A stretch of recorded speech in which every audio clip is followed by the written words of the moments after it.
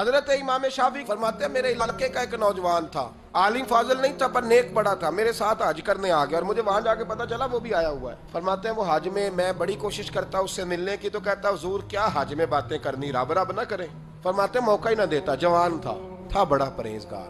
فرماتے ہیں وہ جب بھی دعا کے لیے ہاتھ اٹھاتا تو کہتا یا اللہ مجھے قبر میں بھی نماز کی اور قرآن کی توفیق دینا۔ ایک دن وہ حتیم کے پاس بیٹھ کے قرآن پاک پڑھ رہا تھا، میں 2-3 دفعہ گزرا تو پڑھ ہی رہا تھا، میں نے کہا آج قابو آ گیا ہے۔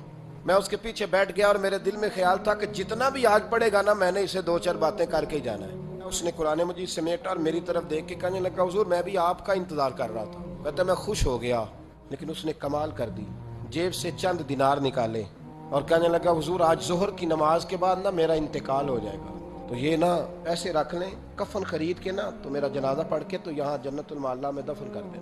امام صاحب کہتے ہیں میں اگلے لفظ کہنے لگا تھا کہ مجھ پہ سختہ آ گیا، کہنے لگا حضور مہربانی کر دیں کہ آپ میرے علاقے کے ہیں۔ میں چپ کر گیا۔ ظہر کی نماز میں نے دوبارہ اس جگہ پڑھی تو میرے ساتھ صف میں موجود تھا، فرض بھی اکٹھے پڑھے، سنتیں بھی اکٹھی پڑھی، نفل پڑھ کے جب میں نے توجہ کی تو وہ زمین پہ لیٹا ہوا تھا۔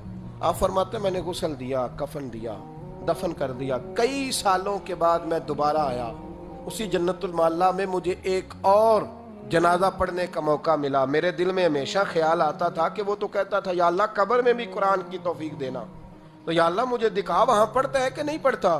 تو امام صاحب فرماتے ہیں وہ میرے دل میں بات تھی، اللہ نے موقع دیا، میں دوبارہ جنازے میں گیا تو جو قبر کھودی گئی وہ اس کی قبر کے بالکل ساتھ تھی۔ اچانک میری نظر پڑی تو قبر کی دیوار گر گئی، لوگ پریشان ہو گئے، کہنے لگے آپ عالم اب آپ بتائیں کیا کرنا ہے۔ تو کہتا ہے میں نے جھانک کے ذرا آگے دیکھا تو اندر بیٹھ کے قرآن پاک پڑھ رہا تھا، تو میری طرف دیکھ کے کہنے لگا السلام علیکم امام صاحب، یہ دیوار شیوار کوئی نہیں گری، یہ اللہ نے آپ کی دعا قبول کر لی ہے۔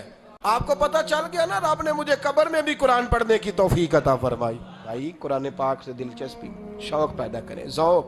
یار کچھ نہ ہو سکے تو اسے دن میں ایک دفعہ چوم کے سینے سے تو لگایا کرو، کبھی اس سے پیار تو کر کے دیکھو۔ یہ اللہ کی کتاب ہے اور اس کا ایک ایک حرف وہ ہے جس کی تشریح مدینے کے چاند نے بیان فرمائی۔